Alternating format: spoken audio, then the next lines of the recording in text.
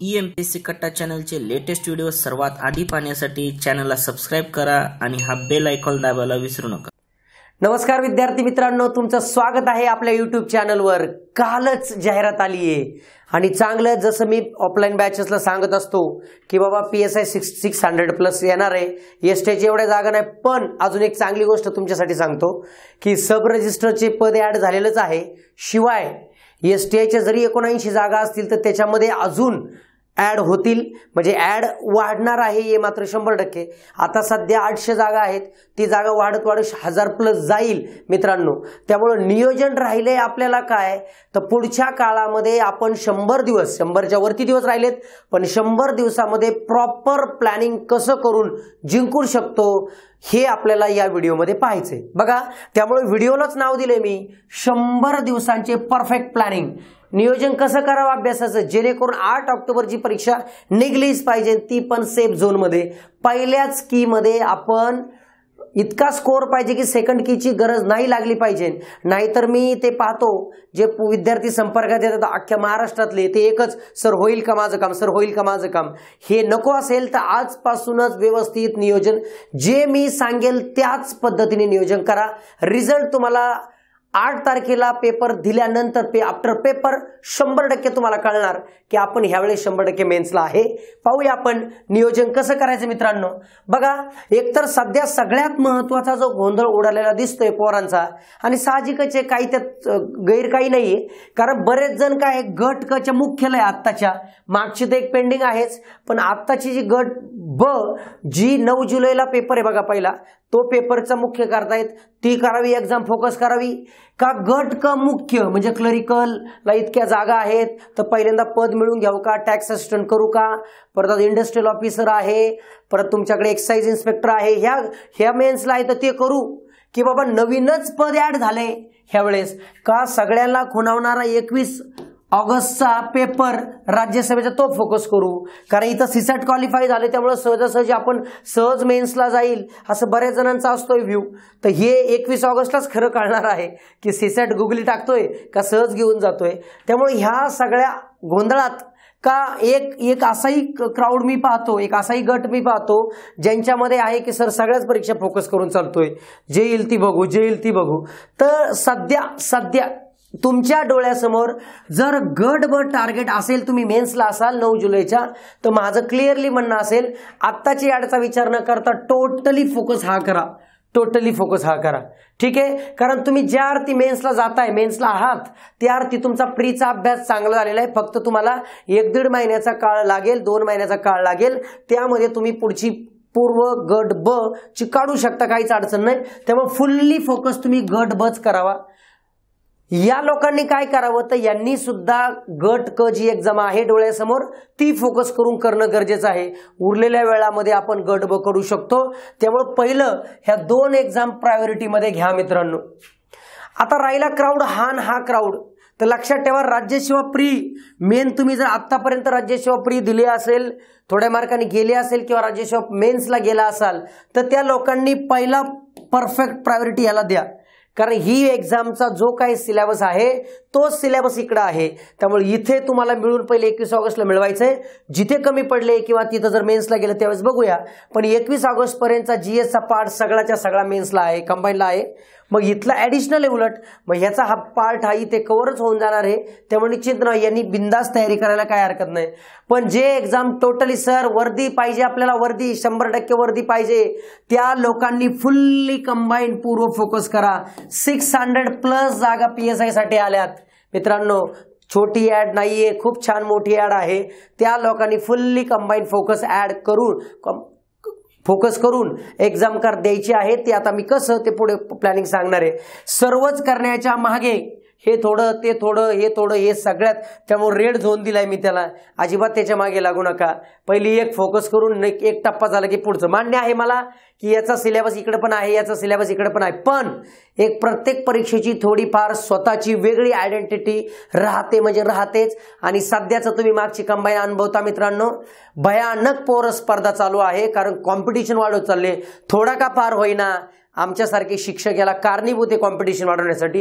हे माझे बोलणं नाही, अख्ख्या महाराष्ट्राच्या आपल्या ऑनलाईन बॅचला असणाऱ्या, ऑफलाईन बॅचला पुण्यात असणाऱ्या विद्यार्थ्यांचं बोलणं आहे सर. कारण असं आहे की तुमच्यापर्यंत मी सहज पोहोचतोय. तुम्हाला प्रत्येक वेळेस पुण्यात यायची गरज नाही. पुण्यातले तर आहेत, सगळे कनेक्टेड आहेत, पण पुण्याबाहेर तुम्ही जे आहे ते माझ्या संपर्कात आहात, असे माझ्यासारख्या बऱ्याच शिक्षक मित्रांच्या कॉन्टॅक्टमध्ये आहात. त्यामुळे तुमचा मार्ग सुखकर चाललाय. एका शिक्षकामुळे तुम्हाला जे मार्क मिळणार होते ते 2-2, 3-3 मार्क वाढत जाता येते, कारण शिक्षक सगळा सार काढून तुम्हाला देत असतो. काहीतरी असते त्याच्या पाठीमागे, याचंच कारण आहे मार्क काय स्कोर वाढत चाललाय. मागच्या कंबाईनचे तुम्ही मेरिट पाहिले की अपेक्षेपेक्षा 3-4 मार्क मेरिट जास्त लागले. याचं कारण ह्याचा एक भाग आहे 100%, तो म्हणजे ऑनलाईन बॅचेस. कारण प्रत्येक तळागाळातला विद्यार्थी, एकदम पार ग्रामीण भागात राहणारा विद्यार्थी आज संदीप पारगडे सरांना स्वतःच्या मोबाईलमध्ये पाहू शकतो. जे पुण्याला शिकवतात ते आपल्याला मिळते, भाग्यवान समजतो तो स्वतःला. आणि मलाही आनंद होतो की माझ्या जे काही मी काढलाय सार सगळा तो तुमच्यापर्यंत जातोय. जे काही मला स्पर्धा परीक्षेत थोडंफार कळलंय ते तुमच्यापर्यंत जातं, याचा आनंद आहे. बघा तुम्ही नियोजन कसं करावं. आता सगळ्यात महत्वाचं पॉईंट सगळ्यात पोरांचा हा होतोय, सर मी तर नवीनच आहे, 100 दिवसातच माझा अभ्यास पूर्ण होईल का नाही होणार? 100 दिवस लय मोठी गोष्ट आहे, कमी नाही. 100 दिवस इनफ आहे. फक्त प्रॉपर प्लॅनिंग. आता ते प्लॅनिंग मी देणारच आहे तुम्हाला. प्रॉपर प्लॅनिंग सगळ्यात गरजेचं आहे. आणि हे प्लॅनिंग करणं मेन म्हणतात ना की प्लॅनिंग करणं सहज सोपं असतं, पण प्लॅनिंग एक्झिक्यूट करणं हे इतकं सोपं नसतं. त्यामुळे प्रॉपर प्लॅनिंग करा आणि सेम तशाच पद्धतीने एक्झिक्यूट करा. आज मी तुम्हाला 100 दिवसाचं जे प्रॉपर नियोजन देणार आहे ते फॉलो करायचं म्हणजे करायचं. सर तुम्ही सांगितलं ना डोक्यावर उभं राहिलो सर, बस रिझल्ट येतोय का नाही बघा. याचं कारण मी जस्ट उदाहरण सांगितलं तुम्हाला, ही गोष्ट क्लिअर आहे. काहीतरी सांगतोय मग त्याच्या पाठीमागे काहीतरी असणारच येणार मित्रांनो, एवढं सांगतोय म्हणल्यानंतर. त्यामुळे डोक्यात घ्या की रिझल्ट आणायचं आपल्याला, तर प्लॅनिंग परफेक्ट करून देतो. त्या प्लॅनिंगनी तुम्ही फक्त एक्झिक्यूट व्हा, रिझल्ट येणार म्हणजे येणार. ठीक आहे, चला प्रॉपर प्लॅनिंग कसं करता येईल, कसं करावं 100 दिवसाचं प्लॅनिंग. 100 दिवसाचं प्लॅनिंग कसं करावं, तर 100 दिवसाचं मी विभाजन करतो बघा. 100 डेज जास्त आहे दिवस, पण मी 100 डेजचं विभाजन करतोय बरोबर. हे 100 डेजचे शेवटचे 7 दिवस ठेवून देतो मी. 7 दिवस फायनल रिव्हिजन. ठीक आहे, त्याच्या अगोदर तुमचे 15 दिवस, त्याच्या अगोदरची एक रिव्हिजन. ठीक आहे, लक्षात ठेवा. शेवटचे 7 दिवस, 15 दिवस, 7 आणि 15 किती झाले बरोबर. इथे 21 दिवस केले तरी चालेल, 3 दिवस दिले तरी चालेल, 2 नको 3 दिवस देऊया आपण, काही अडचण नाही.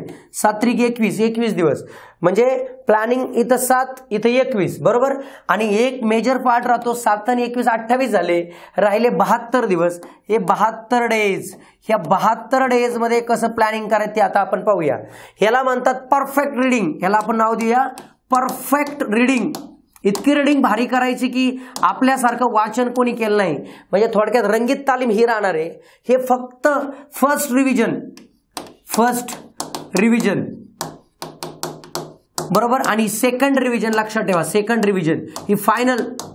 2च रिव्हिजनची गरज आहे आपल्याला, जास्त रिव्हिजन देत नाही मी तुम्हाला, कारण हे परफेक्ट प्लॅनिंगच परफेक्ट करणार आहे आपण.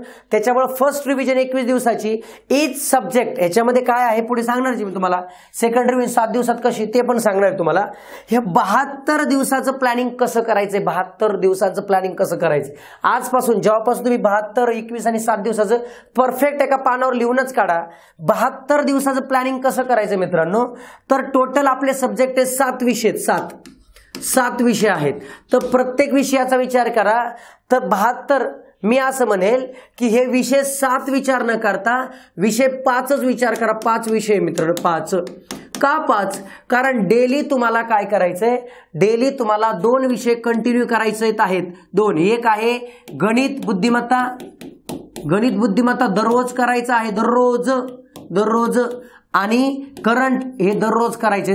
त्यामुळे मी त्या 72 दिवसामध्ये त्यांना सेपरेट दिवस दिलेले नाही. त्यांना डेली तुम्हाला 2 तास द्यायचे. डेली ह्याला 2 तास आणि ह्याला 2 तास. लक्षात ठेवा, दोघांनाही 2-2 तास द्यायचे. म्हणजे डेली तुमचे 4 तास ह्याच्यात गेलेच पाहिजे. ह्या 4 तास म्हणजे 30 मार्कांची तयारी आहे. एनी हाऊ आपल्याला काही करून 25 प्लस कसे मार्क मिळतील हा इथं विचार करायचा आहे. कोणीही 20च्या खाली येता कामा नये, म्हणजे मोर दॅन 20 मार्क पडले पाहिजेत. लक्षात ठेवा, म्हणजे कमीत कमी 20. 10 दोन्ही मार्क सहज पडतील, सहज.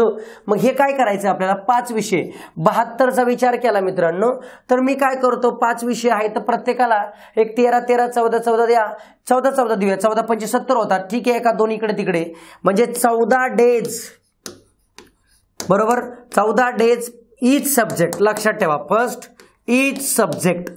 म्हणजे तुम्ही जर प्लॅनिंग केलं की 14 दिवस ईच सब्जेक्ट, 14 5 70 होऊन जाईल. म्हणजे प्रत्येक विषयाला 14 दिवस द्यायचे. त्या दिवसातलं प्लॅनिंग कसं आहे पुढच्या स्लाइडमध्ये सांगणार आहे तुम्हाला, पण प्रत्येक विषयाला 14 दिवस द्या. जे जीएसचे बाकीचे विषय जे आहेत, करंट आणि मॅथ्स रिझनिंग सोडून बाकीच्या दिवसांना 14 दिवसाचं प्लॅनिंग करा. मध्ये 2 दिवस मी सोडले, ठीक आहे, 14चं एखाद्या वेळेस 15 होऊ शकतं, पण 14 दिवसाचं प्लॅनिंग दिले. मध्ये एखाद्या वेळेस तुम्हाला कारणास्तव, समजा तुम्ही आजारीच पडले, काही कारणास्तव तुम्हाला अचानक कुठेतरी घरी जावंच लागलं, 1-2 दिवस मी व्हॅरी दिलेत, 72 पैकी समजा ते 2 गेले, तर 70 दिवसाचं प्लॅनिंग हे 14 5 70, 14 दिवस ईच सब्जेक्ट. एकच सब्जेक्ट 14 दिवस घ्यायचा, इतका भारी करायचा, सिलेबसच्या बाहेर अजिबात जायचं नाही. प्रिव्हियस इयर क्वेश्चन पेपर बघायचे. क्वेश्चन पेपर बघताना 2021 म्हणजे 22 21 20 असं रिव्हर्स जायचं. क्वेश्चन पेपर कधीच असे 2013च्या पुढे पाहायचे नाही. डोळ्यासमोर नेहमी सुरुवातीचा तो पाहिलेला नेहमी डोळ्यासमोर राहतो. लक्षात ठेवा. त्यामुळं पहिल्यांदा 2022ला कोणत्या टॉपिकवरती कसे प्रश्न आलेत, म्हणजे बाकीच्या ज्या 2022 मध्ये एक्झाम झाल्या त्या, मेन्स असतो, प्री असतो, कोणती पण एक्झाम टॉपिक वाईज. कंबाईनचा मागच्या वर्षी 2021चा जो पेपर झालाय त्या कोणकोणत्या टॉपिकवरती क्वेश्चन विचारले गेले, कशा लेवलचे विचारले गेले, फॅक्च्युअल कशा लेवल आयोग फिरतोय, हे सगळे अनालिसिस करत राहा. हे 14 दिवसामध्ये एका सब्जेक्टचं काम तुम्हाला करायचं. म्हणजे 14 दिवस एक सब्जेक्ट, 14 दिवस एक सब्जेक्ट. तुमचा आवडीचा विषयापासून चालू करा, किंवा जो अजिबातच अवघड जातोय त्यापासून सुरुवात करा. 2 बाजू असतात. एक तर तुम्ही जो थोडा तुमची तयारी लईच कच्ची आहे, तुम्ही तर त्याची पहिली तयारी करून घ्या, किंवा तुम्हाला कॉन्फिडन्स बिल्ड करत जायचं असेल तर सोपे सब्जेक्ट घ्या, तुम्हाला जसं वाटेल तसं. पण शक्यतो तुमचा जो विषय थोडा कच्चा आहे आता सध्या माहोल, तुम्ही त्याचं बनवा, त्याचं परफेक्ट काम करा. कारण का जर सोपा घेतला तर ते अवघड राहिलेला विषय जो आहे, तो ज्याच्यात तुम्ही कच्चे आहात, त्याला तुम्हाला नंतर तुमचा प्रेशर वाढू शकतो. तर सध्या लक्षात ठेवा, जो तुमचा सब्जेक्ट तुम्हाला त्रास देतोय, जे जीएसचे 5 सब्जेक्ट आहेत, पुढे सब्जेक्ट सांगणार आहे मी, सगळे सब्जेक्टचं नियोजन सांगणार आहे, पण दिवसाचं नियोजन चाललंय आपलं. तर सुरुवात कशी करावी, तर जो सब्जेक्ट तुम्हाला अवघड जातोय तर त्याचं नियोजन 14 दिवस झालेच पाहिजे. 14 दिवसात रीडिंग, त्याची क्वेश्चन सगळं झालं पाहिजे. सगळं म्हणजे क्वेश्चन कसं वाचावं, काय नियोजन करावं, स्टडी मटेरियल पुढे सांगतो. पण लक्षात ठेवा की तुम्हाला इथे ईच सब्जेक्ट 14 दिवस द्यायचे, म्हणजे द्यायचे 14 दिवस प्रत्येक सब्जेक्टसाठी. 14 5 70 झाले. ठीक आहे, इथपर्यंत 70 दिवसामध्ये 72 दिवसामध्ये तुमचं परफेक्ट रीडिंग झालंय, तुमचे क्वेश्चन सगळे झाले, सगळं झाले. आता विषय येतो 21 दिवस काय करायचं. तर इथे बघा, इथे 3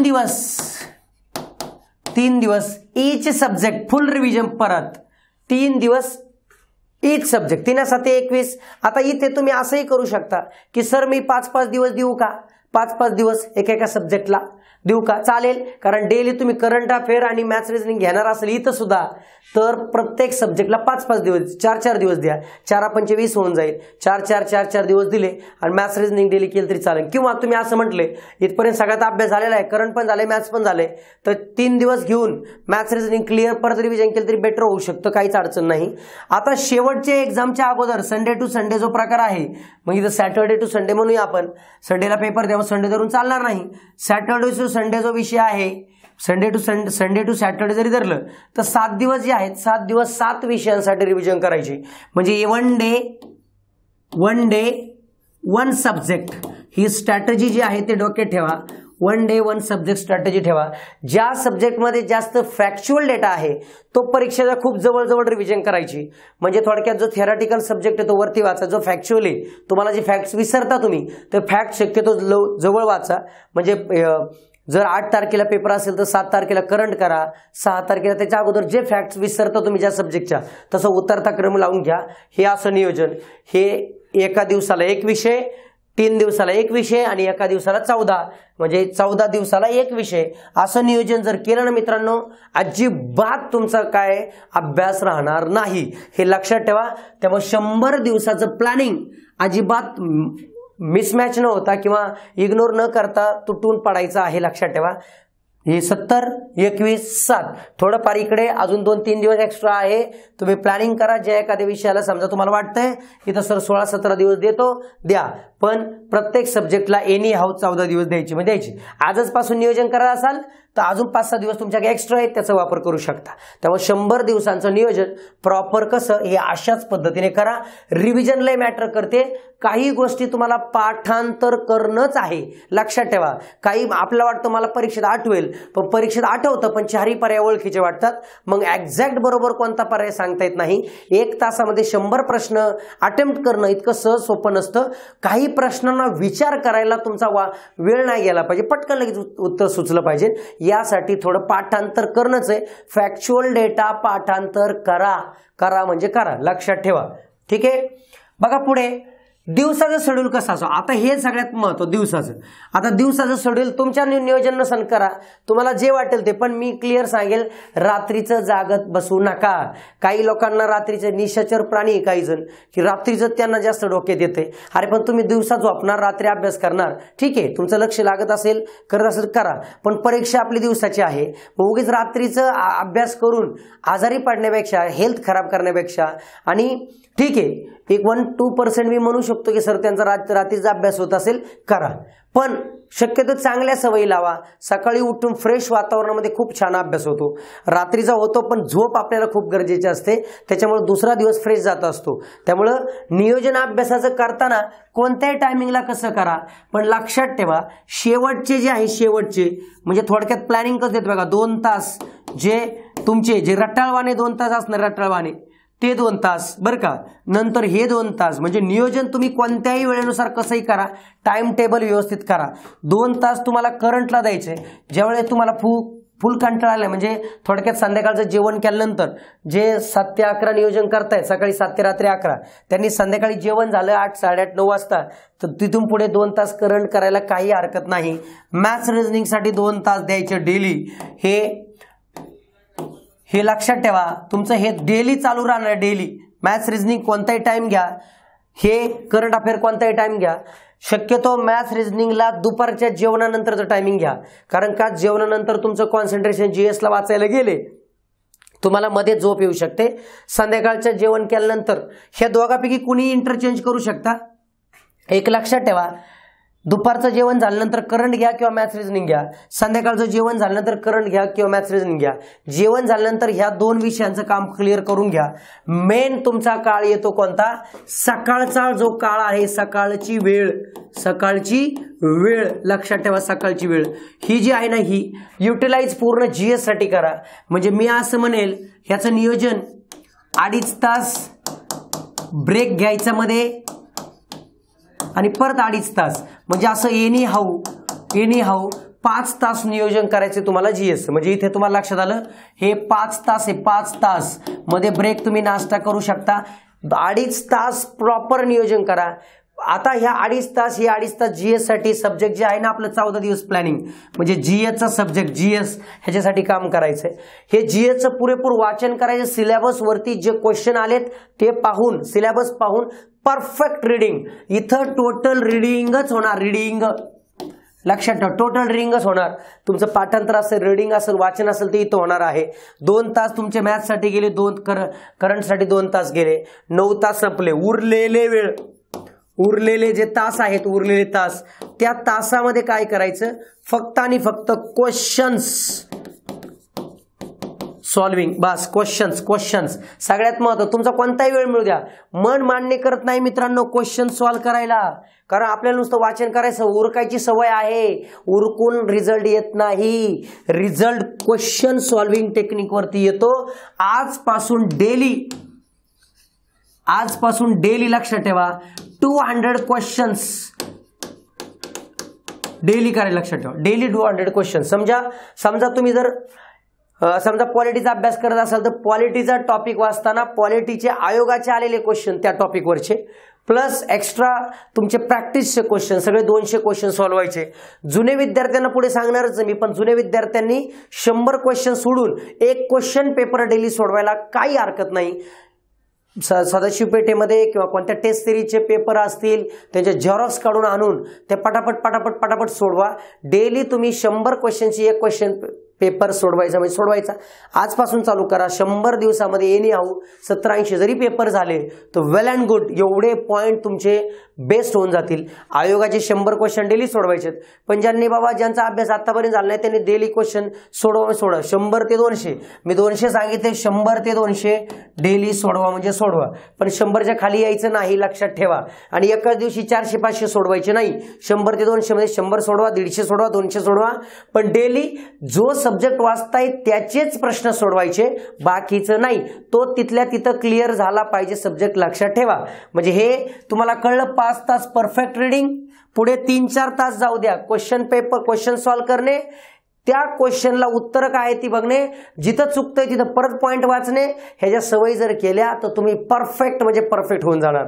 त्यामुळे हे रीडिंग, हे 2-2 तासचे रिव्हिजन, ह्या मॅथ्स अँड करंट डेली, आणि हे क्वेश्चन पेपर सॉल्व्हिंग टेक्निक खूप महत्वाची आहे. त्यामुळेच बरेचसं वाचन असून पोरं सक्सेस होत नाही, कारण त्यांना क्वेश्चन पेपर सॉल्व्हिंग टेक्निकच कळत नाही. फक्त जातात परीक्षेला, देतात पेपर, बस तिथं तर परफेक्ट येत, तिथं काय येत नव्हतं, कारण तिथं आपल्याला 4 पर्यायांबरोबर खेळायचं कसं हे माहीत नाही. त्यासाठी टेक्निक ह्या डेव्हलप करायच्या आहेत, त्या होतात 100% लक्षात ठेवा. त्यामुळं दिवसाचं नियोजन अशा पद्धतीने करा. कोणत्याही टायमिंगला एक सगळ्यात मेजर गोष्ट आहे मित्रांनो, अभ्यास करत असताना मोबाईल पासून लांब राहा. म्हणजे मोबाईल तुम्ही जे 2-2.5 तासाचं नियोजन करताय बॅगेत टाकून द्या. अजिबात तिथं तुम्हाला डिस्टर्बन्स नकोय, अजिबात नकोय. परत ब्रेकला ज्यावेळेस ब्रेक घ्याल, चहा घ्या, नाश्ता करा, त्यावेळेस जाताना मोबाईल बघा.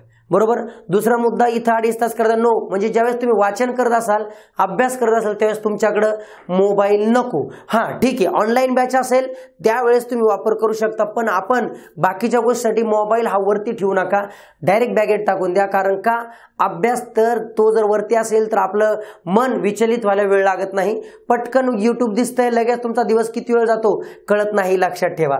ठीक आहे, मग अशा पद्धतीने नियोजन केलं तर काहीच हरकत नाही. आता तुम्ही याची प्रायोरिटी हायरार्की बनवू शकता. हे तर तुम्हाला सांगितले डेली, हा डेली विषय आहे, डेली. परत करंट डेली विषय आहे, बरोबर, डेली आहे. आता याची तुम्ही हायरार्की बनवू शकता की बाबा याला कोणाला 14 दिवस द्यायचे, कोणाला 14 द्यायचे, हे 4 आहेत, हे 2 हे 3. शक्यतो काय करा, आता नागरिकशास्त्र पॉलिटीचा सब्जेक्ट आहे, पहिले आपल्या सिलेबस वाईज जायचं मित्रांनो. मग कोणकोणते विषय, ह्याला 14 डेज, बरोबर, 14. पूर्ण गाव वाचत बसू नका, सिलेबस ओरिएंटेड वाचा, सिलेबस ओरिएंटेड लक्षात ठेवा. बऱ्याच विद्यार्थ्यांना सिलेबस ओरिएंटेड, सिलेबस पाठ करा, डोळ्यासमोर ठेवा, त्याची प्रिंट तुमच्या डेस्कवर चिटकवा. हे सिलेबसच्या बाहेर अजिबात जायचं नाही. 14 ह्या दिवसांचं नियोजन करायचे, सब्जेक्ट परफेक्ट करायचंय. हे डेली सब्जेक्ट आहे, लक्षात ठेवा मित्रांनो. आपलं टार्गेट काही करून आपल्याला 65+ कसे मिळतील हे मेन टार्गेट अचीव करायचंय. म्हणजे बाबा जरी तुम्ही PSI करत असलं, 65+ कसा जाता येईल हा प्लॅनिंग करायचं. जे सब्जेक्ट पहिला कच्चा आहे त्याचं पहिलं नियोजन करा, पहिले 14 दिवस तुमचं काम करा. आता विद्यार्थी टू विद्यार्थी काय होणार आहे, ह्याचं सब्जेक्ट कोणता परफेक्ट आहे, कोणता वीक आहे, त्यानुसार चेंज होणार आहे. पण एक मात्र क्लिअर सांगेल मित्रांनो, एकही विषय ऑप्शनला सोडू नका. प्रत्येक सब्जेक्ट 10+ कसे पडतील हा विचार करा. 10+ तुमचा जे सब्जेक्टमध्ये तुम्ही समजा माहीर असाल तर तिथं 12+ पडले पाहिजे. म्हणजे ऑन अँड ॲव्हरेज जर विचार केला 7 सब्जेक्ट म्हणजे एका विषयाला 10 प्रश्न आहेत, तिथे जरी 8 पडले तर बाकी विषय 6 विषय 10+, 60+ वरचे, म्हणजे असं विचार करता 68-69 मार्क सहज मिळले पाहिजे, लक्षात ठेवा. 10+ ईच सब्जेक्ट ही स्ट्रॅटेजी. आवडीच्या विषयांना 12+ स्ट्रॅटेजी. त्यामुळे एकही सब्जेक्ट मागे राहून देऊ नका. अजून एक, ह्या गोष्टी नाही सांगितल्या पाहिजे, पण जे वाटतं ते तर मला वाटतं बाबा, जे मनातून वाटते ते मी विद्यार्थ्यांवर पोहोचत असतो. एखाद्या विषयामध्ये तुम्ही जर कच्चे असाल, मग तो मॅथ्स रिजनिंग असू, तुमचा विज्ञान असू, तुमचा भूगोल असू, पॉलिटी असू, हिस्ट्री असू, ज्या विषयामध्ये तुम्ही कच्चे आहात त्या विषयामध्ये तुमचे मार्क वाढत नाही, अशा आपल्या स्पर्धाग्रामच्या शिक्षकांना कॉन्टॅक्ट करा किंवा बाकीचे जे शिक्षक ज्याच्या विषयात आहेत त्यांना कॉन्टॅक्ट करा. आणि लक्षात ठेवा, प्रत्येक विषयाची ऑनलाईन बॅच तुमच्यापर्यंत जॉईन करून काम करून घ्या. मी ऑनलाईन बॅच लावाच असं म्हणत नाहीये, पण परीक्षा गेल्यानंतर जागे होणारे खूप असतात, उपयोगाचं नाही. मला स्वतःचं कळतं की मी या सब्जेक्टमध्ये वीक आहे. आता मॅथ्स रिझनिंगचं उदाहरण सांगतो. मॅथ्स रिझनिंगचं वीक आहे सर, मी हे पुस्तक घेऊ का ते? अरे पुस्तक घेऊन होणार काय आहे तुला? त्याच्या ट्रिक तर माहित पाहिजे, सॉल्व्हिंग टेक्निक तर माहित पाहिजे. ते माहित असले जमणार काय? मग स्वतः करून पुढचं वर्ष वाया घालवायचं का? नाही. तेव्हा फक्त मी माझ्या विषयात मला माहिती बाबा काय करता येतं आणि काय करू शकतो. बाकीच्या विषयांच्या बाबतीत तशीच गोष्ट आहे. ही मेरिट वाढण्याची कारणच ती आहे की आता पोरं रिस्क घेत नाही. लक्षात ठेवा, येणारी संधी आपल्याला परफेक्ट आहे. त्यामुळे तुम्ही जर याच्यात जर कुठे कमी असेल तर तिथं नक्की 100% गायडन्स घ्या.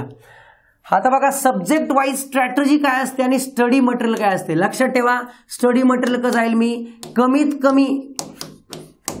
कमी पुस्तके. आता 100 दिवस आपल्याकडे कमीत कमी पुस्तके, जास्त रिव्हिजन. लक्षात ठेवा. आणि सगळं, आणि ह्याच्यात सगळ्यात महत्वाचं PYQ हे लय मॅटर करते. लक्षात ठेवा, प्रिव्हियस इयर क्वेश्चन पेपर त्या पर्टिक्युलर सब्जेक्टचे पाठच पाहिजे. कधी प्रश्न आला होता, काय आला होता, याचं उत्तर काय होतं, हे होतं ते सगळं पाठांतरच पाहिजे. कमीत कमी पुस्तके म्हणजे सिलेबस सोडून, लक्षात ठेवा, सिलेबस सोडून अजिबात बाहेर वाचन करायचं नाही. पुस्तकं स्टार्ट टू एंड वाचायची नसतात. 100 दिवसाच्या प्लॅनिंग मध्ये उगीच सगळं वाचत बसता तुम्ही, फार मनोगत सुद्धा सोडत नाही पोरं. म्हणजे इथपर्यंत ह्या सगळ्या गोष्टी करायला वेळ नसतो. आपला सिलेबस मेन. सगळ्यात आयोगाने आपल्याला काय दिलंय तर सिलेबस दिले, अजून काय दिलंय PYQ दिले. मग ह्या 2 वरून ओळखा ना. 50% शर्यत इथं जिंकलेली आहे. मटेरियल तुम्हाला वापरण्यासाठी लिमिटेड, प्रत्येक सब्जेक्टसाठी एक पुस्तक प्लस PYQ आणि सिलेबस, या 2 गोष्टींची सांगड घातली, 14 दिवसामध्ये परफेक्ट प्लॅनिंग होऊन जाईल. उगी 4 पुस्तक घेऊन उरकणार नाही, उगी टेन्शन वाढवाल. त्यामुळे लक्षात ठेवा, सिलेबस ओरिएंटेड एखादं पुस्तक घेऊन काम करायचं. सब्जेक्ट वाईज स्ट्रॅटेजी बघा. सब्जेक्ट वाईज स्ट्रॅटेजी कशी आहे, तुम्हाला जर सांगितलं की सुरुवातीला अवघड विषय घ्या, 14 दिवसात तो क्लिअर करा, 14 ते 15 दिवस जाऊ द्या, पुढचा सब्जेक्ट घ्या. काही विषय आपलं बाबा काहींना सवय असते पाठांतर करताना, सर मला मोठ्याने बोलायची सवय असते, काहींना सवय मोठ्याने बोलण्याची, काहींची सगळ्यात बेस्ट सवय तुम्हाला सांगतो, लिहून पाठांतर करणे. लिहून पाठांतर करणे म्हणजे कच्चे पानं आणायचे त्याच्यावर लिहून पाठांतर करायचं. पण हे तुम्हाला कंबाईनच्या एक्झाम मध्ये नेसेसरीज आहे मित्रांनो, नेसेसरीज. कारण का हे पाठांतर असल्याशिवाय तुमचा 100 प्रश्नांचा पेपर कव्हर होत नाही म्हणजे नाही. त्यामुळे काही गोष्टी तुम्हाला पाठांतरच करावं लागणार आहे. पाठांतर करण्याचा रामबाण उपाय म्हणजे काय, लिहून पाठांतर करणे. कच्च्या पानावर लिहून पाठांतर करत राहा. हे सब्जेक्ट वाईज स्ट्रॅटेजी आहे. तर एखादा विषय कसा तुम्ही लक्षात ठेवू शकता. आता हिस्ट्री सारखा विषय तुम्ही स्टोरी टाईप लक्षात ठेवू शकता. सायन्स सारखा तुम्हाला पाठांतरच करावं लागणार आहे. बघा तुम्हाला त्या सब्जेक्टचं जे काय आहे, आता समजा इकॉनॉमिक्स ट्री डायग्राम काढून तुम्हाला लक्षात ठेवता येईल, डायग्राम काढून लक्षात ठेवता येईल. म्हणजे सब्जेक्ट वाईज तुम्हाला स्ट्रॅटेजी करायची आहे. त्या पद्धतीने पर्टिक्युलर आपले शिक्षक जे आहेत ते तुम्हाला कॉन्टॅक्ट करतीलच. पण प्लॅनिंग लक्षात ठेवा, लिहून पाठांतर करा. फोकस 100 प्रश्न अचीव करायचे असतील तर त्या 1 सब्जेक्ट 1 बुक, सिलेबस बघायचा आणि PYQ याच्यावरती जोर द्या. करंट कधीपासून करावं, सगळ्यात जिव्हाळ्याचा प्रश्न. लक्षात ठेवा, 2021 इयरबुक पूर्ण म्हणजे इयरबुक म्हणजे मला काय सांगायचंय, 1 जानेवारी 2021 ते 8 ऑक्टोबरला पेपर आहे. त्यामुळे 31 ऑगस्ट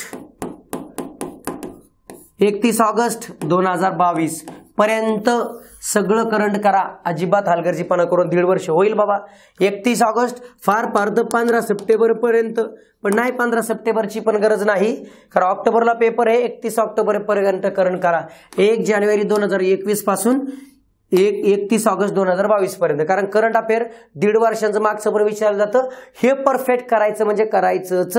लक्षात ठेवा, सर मागचं 1 वर्षाचं करू का, नको. जो तुला येणार नाही किंवा महाराष्ट्राला प्रश्न येणार नाहीये, इथे काम कर, याच्यावर काम कर, परफेक्ट काम करा. इथपर्यंत सुट्टी देऊ नका.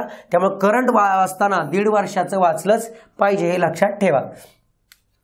प्रश्नांचा सराव आणि टेस्ट सिरीज. आता हे सगळ्यात महत्वाचं बघा, प्रश्नांचा सराव म्हणजे PYQ तुमचं पाठच पाहिजे. डेली तुम्हाला 100 क्वेश्चन, 100+ क्वेश्चन्स हे सोडवायचेच आहे, लक्षात ठेवा, सोडवायचेच आहे, लक्षात ठेवायचं. आता टेस्ट सिरीजचा विषय काय, तुम्हाला जर शक्य असेल तर टेस्ट सिरीज लावा, बरोबर, टेस्ट सिरीज लावा, टेस्ट सिरीज लावा. नसेल तर डेली ज्यांचा चांगला अभ्यास झालाय, मागे मेन्स दिलेले आहेत, त्यांनी वन पेपर ते पण टेस्ट सिरीजचा क्लासचा पेपर जो असेल, टेस्ट सिरीजचा वन पेपर डेली सोडवायचा. 1 तास डेली टाइम लावून सोडवा. पहिल्यांदा काही काळ म्हणजे पहिला काही दिवस टाइम नका लावू, परफेक्ट होण्याचा प्रयत्न करा. नंतर टायमिंग लावा. टायमिंग मध्ये काय गोंधळ होतोय, कुठे चुकतोय, कुठे कमी पडतोय. समजा 100 प्रश्न सोडवताना, 100 क्वेश्चन सोडवताना समजा तुमचे 50 बरोबर आले, 50 करेक्ट आले, 50 रॉंग आले, तर रॉंग जे आहेत ना, ते रॉंग सब्जेक्टचे पॉईंट जे आहेत, समजा एखादा पॉईंट आहे तो तुमचा रॉंग येत असेल, समजा मॅथ्सच्या बाबतीत बोलेल, सरासरीचं गणित चुकलं बाबा, तर सरासरी टॉपिक त्याच दिवशी परफेक्ट करणं हे जुन्या पोरांसाठी सगळ्यात महत्वाची गोष्ट आहे. त्यामुळे डेली वन पेपर सोडवायला सुरुवात करा. जे ऑलरेडी मेन्सला होते, मागे मेन्सचा अभ्यास केलाय, चांगला अभ्यास आहे, त्या लोकांनी डेली वन पेपर सोडवा. जे नवीन आहेत, अजून नाही ते मेन्सला गेलेले आहेत, त्यांनी सराव प्रश्न संच सोडवताना दररोज आतापासूनच सुरुवातीला एक पेपर सोडू नका. पहिला क्लिअर करा, नंतर 25 पेपर तुम्ही सोडू शकता, लक्षात ठेवा. त्यामुळे टेस्ट सिरीज जॉईन केलं तर बेटरच आहे. प्रश्नांचा सराव अशा पद्धतीने करायचा. आता बघा, हा मॅटर सगळ्यात जुन्या विद्यार्थ्यांनी काय करावं. जुन्या विद्यार्थ्यांनी अभ्यास झालाय असा, जुन्या म्हणजे अभ्यास झाला आहे, झालेले, ज्यांचा अभ्यास झालाय त्यांनी काय करावं. जुने म्हणजे वयाने नव्हे, अभ्यास ज्यांचा झालाय त्या लोकांनी काय करावं. अभ्यास ज्यांचा झालाय त्यांनी लक्षात ठेवा, रिव्हिजन प्रॉपर करणे, थोडक्यात रिव्हिजन प्रॉपर करणे आणि daily one paper with solution एवढं काम करणे डेली. आणि रिव्हिजन तर चालूच आहे. Daily one paper with solution म्हणजे पेपरसाठी तुम्हाला 1 तास जाणार आहे आणि सोल्युशनसाठी 2 तास जाणार आहे. म्हणजे टोटल 100 प्रश्नांचं उत्तर पेपर सोडवायचा, आन्सर की हे ते पुढे 3 तास जरी गेले तरी चालतील. म्हणजे 4 तास डेली फक्त एक पेपर सोडवायचा. जे प्रश्न बरोबर आले त्याच्याकडे नका बघू, पण जे चुकलेत त्याचे पूर्ण टॉपिक रिव्हिजन करणं हे जुन्या विद्यार्थ्यांनी डोक्यातच ठेवायचं, लक्षात ठेवा. हे तुमच्यासाठी सगळ्यात रामबाण उपाय आहे. जुन्या विद्यार्थ्यांनी अशी गोष्ट करणंच आहे. डेली वन पेपर म्हणजे थोडक्यात 100 पेपर तयार झाले पाहिजे. पेपर्स 100 कोणते बरेच क्लासच्या टेस्ट सिरीज आहेत. टेस्ट सिरीजचे पेपर तुम्हाला जरा दुकानावरती मिळून जाईल, घ्या, फायदा घ्या. ठीक आहे. नवीन विद्यार्थ्यांनी डेली वन पेपर सोडू नका. त्यांनी शेवटी एक फार तर 15 ते 20 पेपर सोडवायचे, लक्षात ठेवा, प्रॅक्टिस पेपर. आणि बाकीच्या वेळेस आपला जो अभ्यास आहे PYQ वरती जास्त काम करा. जुन्या विद्यार्थ्यांचा ऑलरेडी PYQ झालेला असतंय, पण PYQ वरती जास्त काम करा. हे सगळ्यात रामबाण उपाय. कारण इथं प्रश्न सेट करण्याची पद्धत, पर्याय कुठे गंडवलं जातं, तुम्हाला फसवलं जातं ती पद्धत, आयोग कशा प्रकारचे प्रश्न ती पद्धत, म्हणजे हे जे आहे ते स्ट्रॅटेजी सगळ्या तुम्हाला कळून जातात. त्यामुळे PYQ पहिले बघा, हे जुन्या विद्यार्थ्यांसाठी नाही, नवीन विद्यार्थ्यांसाठी आहे. आणि हे कधी करायचं तर ऑक्टोबरला पेपर आहे, सप्टेंबर महिन्यामध्येच पेपर सोडवायचे, लक्षात ठेवा. ऑगस्टपर्यंत बाकीचं वाचन चालू राहू द्या. जुन्या विद्यार्थ्यांनी, नवीन विद्यार्थ्यांनी ह्या गोष्टी लक्षात ठेवल्या तर रिझल्ट येणार म्हणजे येणार. आता बघा, रिव्हिजन फर्स्ट 25 डेज, बरोबर, दुसरी 7 डेज. हे रिव्हिजन सगळ्यात महत्वाचे आहेत. रिव्हिजन कोणत्या कराव्यात तर फॅक्ट्स. इथं फॅक्ट्स लक्षात ठेवा, इथं परफेक्ट फॅक्ट्सच पाहिजेत. इथं फॅक्ट्स प्लस कन्सेप्ट ह्या 2 गोष्टींची रिव्हिजन इथं होऊ द्या. म्हणजे जे 21 दिवस रिव्हिजनसाठी ठेवलेत आपण, डेली 21 दिवस म्हणजे डेली काय 4 दिवस एक सब्जेक्ट. ह्याच्यासाठी तुम्हाला कन्सेप्ट प्लस फॅक्ट्स ह्या दोघांची रिव्हिजन करायची. रिव्हिजन करताना जोपर्यंत ते परफेक्ट होत आहे तोपर्यंत पुढे जायचं नाही. आणि शेवटच्या 7 दिवसामध्ये अजिबात कन्सेप्टची रिव्हिजन करत बसू नका. ओनली फॅक्ट आणि फॅक्टची रिव्हिजन करा. फक्त आकडे विसरायला नको. हे रिव्हिजन सगळ्यात महत्वाचे आहे. रिव्हिजनच तुम्हाला पुढे घेऊन जाणार. सिली मिस्टेक टाळते रिव्हिजन. तुमचे जे काय हे का ते, हे जे कन्फ्युजन आहे टाळते बघा रिव्हिजन. त्यामुळे रिव्हिजन सगळ्यात महत्वाचं आहे. त्यामुळे येणाऱ्या कंबाईनसाठी तुम्हाला IMP अशा पद्धतीने प्लॅन केलं, अडचण नाही. ज्या विद्यार्थ्यांना अजून सुद्धा आपल्या अंकगणित बुद्धिमत्तामध्ये अडचण आहे, ओव्हरऑल अख्खा महाराष्ट्र अटॅच आपल्या ऑनलाईन बॅचला, ऑफलाईन तर आहेच पण ऑनलाईन बॅचला अटॅच आहे. ज्यांना कोणाला वाटते सर मला बिलो 10 मार्क पडतात बाबा, 9 पडू 8 पडू, त्या लोकांनी गाफील राहू नका.